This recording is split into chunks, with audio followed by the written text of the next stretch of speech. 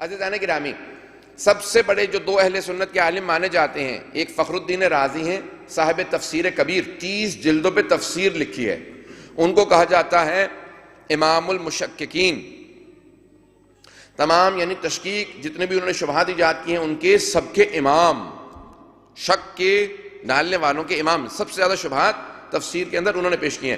اور دوسرے امام شمس الدین الذہبی، شمس الدین الذہبی کو کہا جاتا ہے رأس المنتقدین، تنقید کرنے والوں کے سردار۔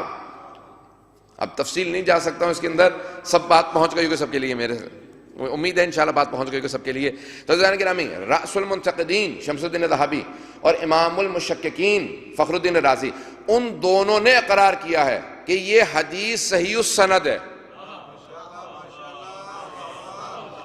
سب سے جو بڑے دو عالم ہیں جنہوں نے بے انتہا تنقید کی ہے اہل بیت کی شان میں نازل ہونے والی آیات کی اور احادیث کی، ان دونوں نے قبول کیا ہے کہ یہ حدیث صحیح السند ہے، اس میں کوئی شک ہی نہیں کہ پیغمبر نے فرمایا کہ اللہ سبحانہ وتعالی جناب سیدہ کے غضبناک ہونے سے غضبناک ہوتا ہے۔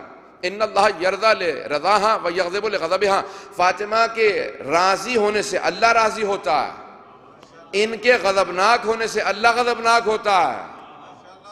توجہ توجہ توجہ، میں نے کہا میں اس کی تحلیل پیش کرنا چاہتا ہوں، سارے مجمع کی توجہ ہوگی۔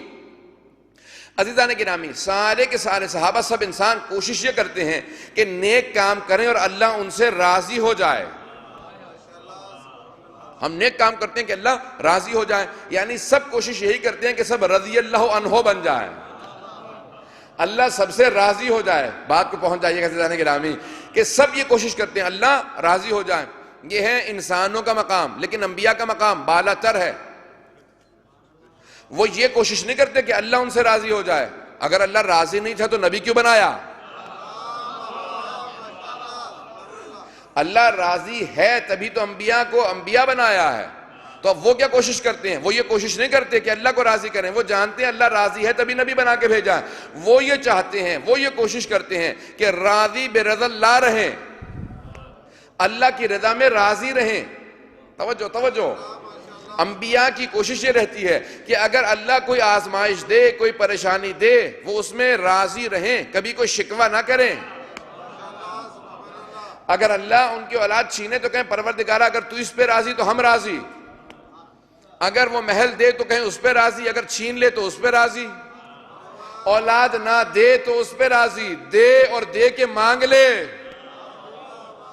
تو انبیاء کہیں ہم اس پہ راضی۔ عزیزان گرامی، انبیاء کا مقام بہت بالا تر ہے۔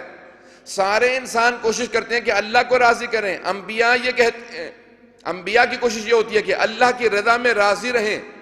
اب آئیں ذرا پیغمبر کی حدیث پہ غور کریں، میں نے دونوں مفہوم پیش کر دیے ہیں، غیر معصومین کا بھی، معصومین کا بھی۔ غیر معصومین کا درجہ یہ ہے کہ وہ اللہ کو راضی کرنے کی کوشش کریں گے، معصومین کا درجہ یہ ہے کہ وہ اللہ کی رضا میں راضی رہیں گے۔ اب پیغمبر کیا فرما رہے ہیں؟ پیغمبر فرما رہے ہیں کہ اللہ فاطمہ کے راضی ہونے سے راضی ہوتا ہے، ان کے غضبناک ہونے سے غضبناک ہوتا ہے۔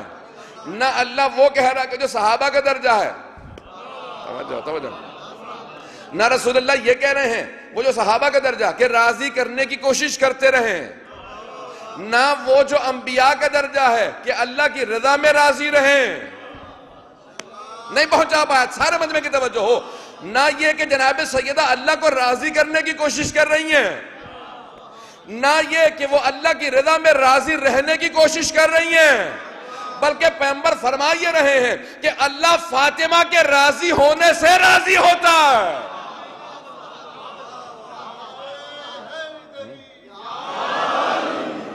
تو اب لکھنے والوں سے سوال کریں، جس نے حدیث کو لکھا ہے، کہ تم نے سمجھا بھی ہے کیا لکھا ہے؟ کہ اللہ سبحانہ وتعالی جناب سیدہ کے راضی ہونے سے راضی ہے، ان کے غضبناک ہونے سے غضبناک ہے۔ مفہوم کیا؟ یعنی بی بی مشیت الہی سے کبھی ایک قدم دور نہیں ہوں گی۔ اب اگر سمجھنا ہو کہ رضی اللہ عنہ کون ہے، مغضوب علیہم کون ہے، تو جناب سیدہ کو دیکھو، جس سے یہ راضی اس سے خدا راضی، جس سے یہ غضبناک اس سے خدا غضبناک۔